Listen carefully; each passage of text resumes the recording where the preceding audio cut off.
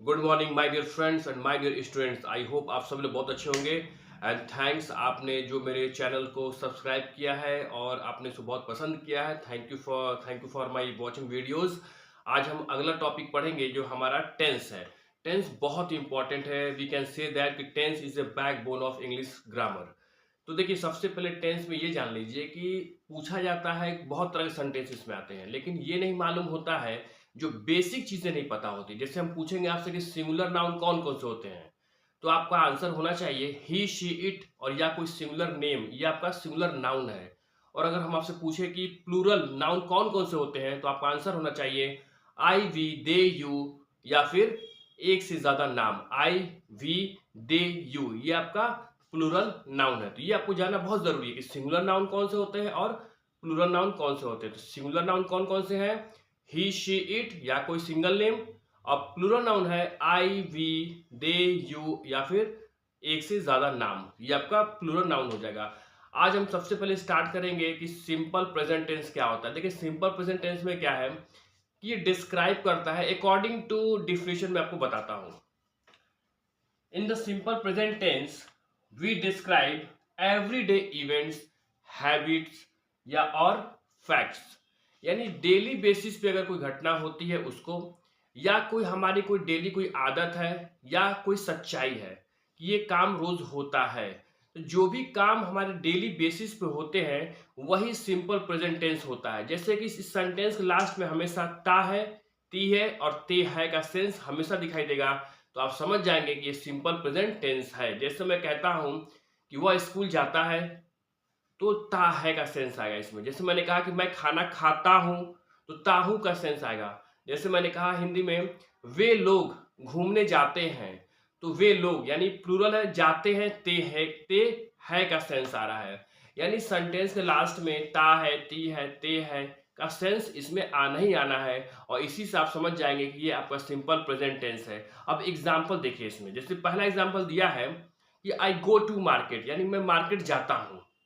तो इसका जो फॉर्मेट होता है कि कैसे सेंटेंस को हम बनाएंगे इंग्लिश में, तो सबसे पहले ये जानिए कि सबसे पहले आपका आता है सब्जेक्ट, और सब्जेक्ट के बाद हमारा काम क्या हो रहा है। तो यहाँ पे जाने का काम हो रहा है, तो जाना क्या है, गो है। तो सबसे पहले सब्जेक्ट आ गया, और अब हमारा काम क्या है, काम हमारा जाना है, यानी गो है। तो आई गो टू मार्केट हो गया, मार्केट हमारा ऑब्जेक्ट है। इस सिंपल प्रेजेंट टेंस अगर आपको इंग्लिश में कहीं दिखाई देता है कि हाँ इंग्लिश में आ गया, हिंदी में तो पहचान लिया आपकी ता है, ती है, ते है, लेकिन अब इंग्लिश में कैसे पहचानेंगे, कैसे पहचानेंगे कि ये सेंटेंस हमारा जो है सिंपल प्रेजेंट टेंस है। तो सबसे पहले ये जानिए कि इसमें सबसे पहले सब्जेक्ट आता है और वर्ब का फर्स्ट फॉर्म आ जाएगा। तो जब सब्जेक्ट प्लस वर्ब का फर्स्ट फॉर्म आ जाएगा तो आप समझ जाएंगे कि सिंपल प्रेजेंट टेंस है। और इसमें दो चीजें हैं। जैसे सिंगुलर नाउन है ही, शी, इट, तो सिंगुलर नाउन में डज नॉट लगता है, अब प्लूरल नाउन में डू नॉट लगता है। जैसे आई, वी, दे, यू आ जाएगा आपका, तो उसमें आप क्या करेंगे, नेगेटिव सेंटेंस में डू नॉट कर देंगे। समझ गए? अब देखिए, जैसे पहला सेंटेंस है कि मैं बाजार जाता हूं, तो आई गो टू मार्केट है आपका। मैं बाजार नहीं जाता हूं, तो आई को मैंने बताया कि इसको एज ए हम प्लूरल मानते हैं इंग्लिश ग्रामर में, तो आई के साथ डू नॉट हो जाएगा। और अगर ये सिंगुलर होता तो डज नॉट हम लगा देते। क्लियर है? और देखिए, जब हम इंट्रोगेटिव सेंटेंस बनाते हैं, बहुत सारे हमारे सेंटेंस होते हैं। जैसे हम बोलते हैं क्या तुम बाजार जाते हो, क्या तुम खाना खाते हो, क्या तुम पढ़ते हो। अगर ये क्वेश्चन, अगर हमारा सेंटेंस का शुरुआत अगर क्वेश्चन वर्ड से हो रहा है, तो उस क्वेश्चन वर्ड का इंग्लिश नहीं बनाते हैं क्या। जैसे इंग्लिश होता है ना, क्या का मतलब होता है व्हाट। तो अब हम क्या करेंगे कि व्हाट नहीं बोलेंगे, वहां पे डू या डज हेल्पिंग वर्ब हम लगा देंगे। लेकिन हम पहले चेक करेंगे कि जो हमारा सेंटेंस का जो सब्जेक्ट है वो हमारा क्या है। जैसे हमने ये कह दिया कि do you go to market, क्या तुम बाजार जाते हो। तो अब हमें ये देखना है कि क्या की इंग्लिश डू भी हो सकता है, डज भी हो सकता है, लेकिन ये डिपेंड करता है हमारे सब्जेक्ट पे। ये सब्जेक्ट पे डिपेंड करेगा। तो सब्जेक्ट हमारा क्या है, यू है, तो यू हमारा प्लूरल नाउन है। तो जब हमारा प्लूरल नाउन आ जाएगा, तो प्लूरल नाउन के हिसाब से यू से पहले हम डू का यूज करेंगे। ठीक है? जैसे एक और एग्जांपल ले लीजिए, क्या वे लोग, क्या वे लोग घूमने जाते हैं, क्या वे लोग, तो वे लोग का मतलब प्लूरल नाउन है। तो सेंटेंस की शुरुआत हो जाएगी क्या जो हिंदी में दिया हुआ है उसका इंग्लिश बनेगा डू बन जाएगा। जैसे हमने एक और सेंटेंस कहा इंट्रोगेटिव सेंटेंस में कि क्या तुम खाना पकाती हो, क्या तुम खाना पकाती हो। तो यहाँ पे जो एक लड़की है तो लड़की जो क्या तुम यानी यू, सॉरी क्या तुम है ना, तो क्या तुम खाना पकाते, यू आ गया। तो यू भी हमारा जो है उसको हम मानते हैं कि प्लूरल नाउन है और यू से पहले डू आ गया। अब हमने ये कह दिया कि क्या वह, क्या वह सोती है, क्या वह सोती है, तो वह का इंग्लिश यहाँ पे सी है। तो जब सी आ जाएगा तो उसके पहले जो हमारा हेल्पिंग वर्ब क्या है, यहाँ पे जो हिंदी में जो हमारा सेंटेंस जो स्टार्ट हुआ है कि क्या वह सोती है, क्या वह पढ़ती है, क्या वह खाना बनाती है, क्या वह लिखती है, तो वह जो हमारा है ये सिंगुलर नाउन है और यहाँ लड़की के लिए शी का यूज करेंगे। तो ही शी इट हमारा क्या मानते हैं, इसे हम मानते हैं कि सिंगुलर नाउन है, तो शी से पहले हम डज का यूज करेंगे। तो इसी बात को आपको ध्यान देना है कि कहां पर डू लगेगा, कहां पर डज लगेगा। सेंटेंस के पहले जो हम लगा रहे हैं, अगर आपका जो सब्जेक्ट है सिंगुलर है तो सिंगुलर जो होगा आपका तो क्या की इंग्लिश डज बन जाएगी। और अगर आपका सब्जेक्ट प्लूरल है तो प्लूरल में क्या होता है कि सेंटेंस की शुरुआत अगर क्या से होता है तो क्या की इंग्लिश यहाँ पे डू हो जाएगा। तो यहाँ लिखा हुआ है do you go to market, क्या तुम मार्केट जाते हो। अगर लड़की कोई होती, ऐसा हम बोलते सेंटेंस हमारा यह होता कि क्या वह बाजार जाती है, तो does she go to market हो जाता। क्लियर है। अब देखिए अगला हमारा दिया हुआ है कि why do you go to market, तुम मार्केट क्यों जाते हो। तो हिंदी का जो हमारा सेंटेंस बन रहा है कि why do you go to market, तुम मार्केट क्यों जाते हो। तो जो हमारा क्यों शब्द है हिंदी में जब हम बोल रहे हैं कि तुम मार्केट क्यों जाते हो, तो जो क्यों आया है, क्यों क्या है आपका, ये आपका सेंटेंस के बीच में क्वेश्चन वर्ड है। अगर सेंटेंस के बीच में क्वेश्चन वर्ड आ गया तो उस क्वेश्चन वर्ड की इंग्लिश बनाई जाती है और क्यों का इंग्लिश हो जाएगा वाई। तो सबसे पहले हम लिखेंगे वाई, उसके बाद डू या डज, तब जाके सब्जेक्ट होगा हमारा, तब हमारा वर्ब हो जाएगा। ठीक है, तो हम बनाएंगे कि why do you go to market. अब हमारा एक और सेंटेंस इसमें ले लीजिए। जैसे मैंने कहा कि वह क्यों बाजार जाता है, वह क्यों बाजार जाता है, वह क्यों बाजार जाता है। तो क्यों जो है शब्द आपका सेंटेंस के बीच में आ गया है तो क्यों का इंग्लिश हो जाएगा वाई। और यहां पर वह की बात हो रही तो वह हमारा क्या है सिंगुलर नाउन है। और जब सिंगुलर नाउन आ जाएगा तो हम बोलेंगे why does he go to market. Clear है। अगला एग्जाम्पल देखिए, ही राइट्स ए लेटर, यानी वह पत्र लिखता है। अब यहाँ पे सोचने वाली बात यह है कि जैसे लिखा है कि ही राइट्स ए लेटर, तो राइट में एस मैंने लगाया है ना, तो जब भी पॉजिटिव सेंटेंस होगा सिंपल प्रेजेंट टेंस में तो मेन वर्ब में जब भी आपका सिंगुलर नाउन आएगा तो एस या ई एस मेन वर्ब में लग जाता है। जैसे लिखा है ही राइट्स ए लेटर, यानी वह लेटर लिखता है। अब मैं ये कह दूं कि मैं लेटर लिखता हूं तो मैं हमारा इंग्लिश में प्लूरल नाउन होता है तो राइट्स नहीं होगा, यहाँ पर राइट होगा, बस यहाँ पर आई राइट ए लेटर होगा यहाँ पर। क्लियर है। तो यहाँ पे क्या हो जाएगा कि आई राइट ए लेटर हो जाएगा। बात समझ गए। जैसे मैंने कहा कि वे लोग पत्र लिखते हैं, वे लोग, तो वे लोग क्या है ये प्लूरल है तो दे राइट ए लेटर।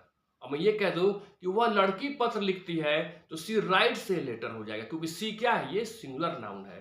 तो यही सारी चीजें आपको समझना है सिंपल प्रेजेंट टेंस में। क्लियर है। नीचे का एग्जांपल दिया हुआ है कि does he write a letter, यानी क्या वह पत्र लिखता है। हिंदी में हो जाएगा कि क्या वह पत्र लिखता है, तो वह हमारा सिंगुलर नाउन है और क्या की इंग्लिश यहाँ पे डज हो जाएगी। अगर मैं ये कह दूं कि क्या तुम पत्र लिखते हो तो क्या की इंग्लिश डू हो जाएगा क्योंकि यू के साथ हमेशा डू आता है, तो do you write a letter हो जाएगा। क्लियर है। आई होप कि आपको सिंपल प्रेजेंट टेंस समझ में आ गया है। अब हम पढ़ेंगे प्रेजेंट कंटिन्यूअस टेंस। क्लियर। चलिए आइए देखते हैं प्रेजेंट कंटिन्यूअस टेंस। सबसे पहले ये जानिए कि प्रेजेंट कंटिन्यूअस टेंस को कैसे हिंदी में हम पहचानेंगे, वो जानना बहुत ज़रूरी है। जैसे रहा है, रही है, रहे सेंटेंस के लास्ट में आता है जो कि हम शुरू से जानते हैं। लेकिन अब इंग्लिश में कैसे पहचानेंगे कि ये प्रेजेंट कंटिन्यूअस टेंस है। तो इंग्लिश में पहचानने का तरीका ये है कि सब्जेक्ट के बाद इज एम आर आएगा और वर्ब में आईएनजी आएगा। तो यहां से आप समझ जाएंगे कि ये जो है आपका प्रेजेंट कंटिन्यूअस टेंस है। बहुत सारे एग्जांपल ऐसे हम लोग बोलते हैं कि I am going to market, ठीक है, तो आई एम हो गया, यहाँ पे एम आई के साथ एम लग गया और गो में आईएनजी लग गया आपका। तो प्रेजेंट कॉन्टिन्यूअस टेंस में हमेशा क्या होता है कि सब्जेक्ट के बाद इज, एम, आर और प्लस वर्ब में आईएनजी आएगा। सबसे पहले डेफिनेशन देख लेते हैं, आइए। The present continuous tense is used for an action that is going on at the present time. Definition ये कह रहा है कि इसमें क्या होता है प्रेजेंट कॉन्टिन्यूअस टेंस में, कि कोई भी काम प्रेजेंट टाइम में हो रहा है। जैसे मैं आपको पढ़ा रहा हूं, तो रहा हूं ये हमारा काम क्या है, कंटिन्यू है। इसका मतलब कि आई एम टीचिंग, मैं पढ़ा रहा हूं। जैसे मैं लिख रहा हूं तो आई एम राइटिंग हो गया। तो जहां पर सिंगुलर नाउन आएगा ही, शी, इट, वहां पर इज लगा देंगे हेल्पिंग वर्ब, और आई के साथ एम आता है और वी, दे, यू के साथ आर आता है हेल्पिंग वर्ब। देखिए 3 हेल्पिंग वर्ब है, इज, एम, आर। याद हो गया? प्रेजेंट कंटिन्यूअस टेंस में 3 हेल्पिंग वर्ब है, इज, एम, आर। इज किसके साथ आता है, जो सिंगुलर नाउन है, जैसे ही, शी, इट है या फिर कोई सिंगल नाम है, उसके साथ आ जाएगा इज। आई के साथ एम आता है, और अगला जो हमारा जो है वी, दे, यू या कोई एक से ज्यादा कोई चीज अगर आ जाएगी तो उसके साथ हम आर लगा देंगे। जैसे 2 नेम अगर आ गया तो हम आर लगा देंगे। तो वी, दे, यू के साथ हेल्पिंग वर्ब हमेशा आर हमारा आएगा। क्लियर है? तो देखिए सबसे पहले ये देखना है कि सेंटेंस के लास्ट में हिंदी में रहा है, रही है, रहे आता है, और इंग्लिश में इज आएगा और मेन वर्ब में आईएनजी लगा रहेगा। वहां से आप समझ जाएंगे ये आपका प्रेजेंट कंटिन्यूअस टेंस है। क्लियर? चलिए अब देखते हैं example. Komal is going to school. अब देखिए कोमल स्कूल जा रही है, कैसे मीनिंग क्लियर हुआ है? कोमल क्या है, सिंगुलर सब्जेक्ट है, और सिंगुलर सब्जेक्ट के साथ इज लगता है और मेन वर्ब में आईएनजी लगा हुआ है, तो इसका मतलब कि प्रेजेंट कंटिन्यूअस टेंस है। नेगेटिव में क्या है कि Komal is not going to school, यानी कोमल स्कूल नहीं जा रही है, तो इज लगा, नॉट लगा, मेन वर्ब में आईएनजी है, तो इज दिया रहेगा, मेन वर्ब में आईएनजी है, तो वहां से आप पहचान जाएंगे कि ये क्या है, प्रेजेंट कंटिन्यूअस टेंस है। अगला एग्जांपल देखिए, I am writing a letter. तो आई के साथ मैंने आपको बताया ना कि आई के साथ एम लगता है और मेन वर्ब में आईएनजी लगता है। जब एम दिया रहेगा, मेन वर्ब में आईएनजी है, तो यहां से आप समझ जाएंगे कि तो रहा, रही वाला है, और इंग्लिश में क्या है, प्रेजेंट कंटिन्यूअस टेंस है। उसमें अगला देखिए कि I am not writing a letter, am के बाद यानी हेल्पिंग वर्ब के बाद ही हम नॉट लगाते हैं। ठीक है? तो I am not writing a letter. अगला एग्जांपल देखिए, दे आर प्लेइंग टेनिस। वे लोग टेनिस खेल रहे हैं। अब देखिए मैंने आपको ये बताया है कि जब प्लूरल नाउन होगा, यानी वी, दे, यू, आई भी हमारा प्लूरल है लेकिन आई के साथ एम लगता है, बाकी बच गए हमारे 3, वी, दे, यू या फिर 2 नेम कोई हो गए। जहां पर भी प्लूरल नाउन होगा वहां पर आर लगाकर मेन वर्ब में आईएनजी लगा देंगे तो हमारा प्रेजेंट कंटिन्यूअस टेंस बन जाएगा। और इसकी हिंदी मीनिंग जो है लास्ट में रहा है, रही है, रहे का जो है सेंस देगा। यानी दिया हुआ है कि दे आर प्लेइंग टेनिस, वे लोग टेनिस खेल रहे हैं। अगर नहीं खेल रहे हैं तो they are not playing tennis, वे लोग टेनिस नहीं खेल रहे हैं। अब इसमें देखिए, क्या वह पढ़ रहा है, क्या वह पढ़ रहा है। तो देखिए क्या, सबसे पहले ये ध्यान दीजिए, ये मैं आपको अलग एग्जांपल बता रहा हूं जो कि इससे रिलेटेड है।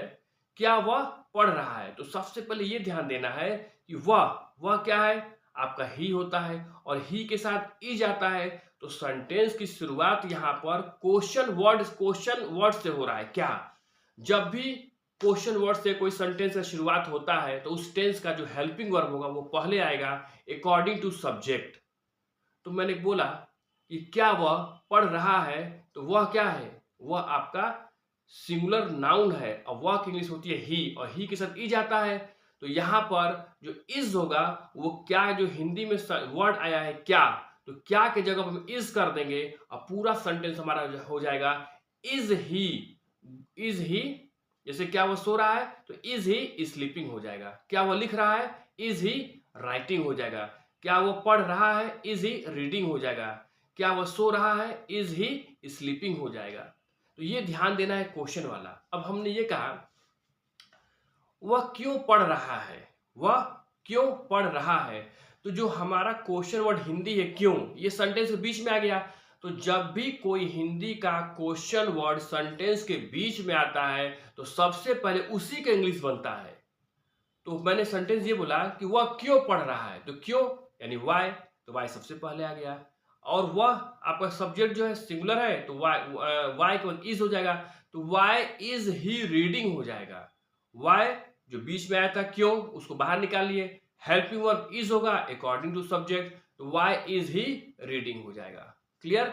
तो अब देखिए, अब आपको ध्यान देना, इसी वीडियो को एक या दो बार जब आप देखेंगे तो आपको कंसेप्ट क्लियर हो जाएगा। तो आज के लिए मैं 2 ही टेंस पढ़ाऊंगा और कल फिर मैं आपको 2 टेंस आपको पढ़ाऊंगा। इस तरीके से पार्ट वाइज जब आप समझेंगे तो इजीली आप समझ जाएंगे कि टेंस किस तरीके से बनाया जाता है और टेंस का मकसद क्या है, कि क्या हमें यूज है इसका।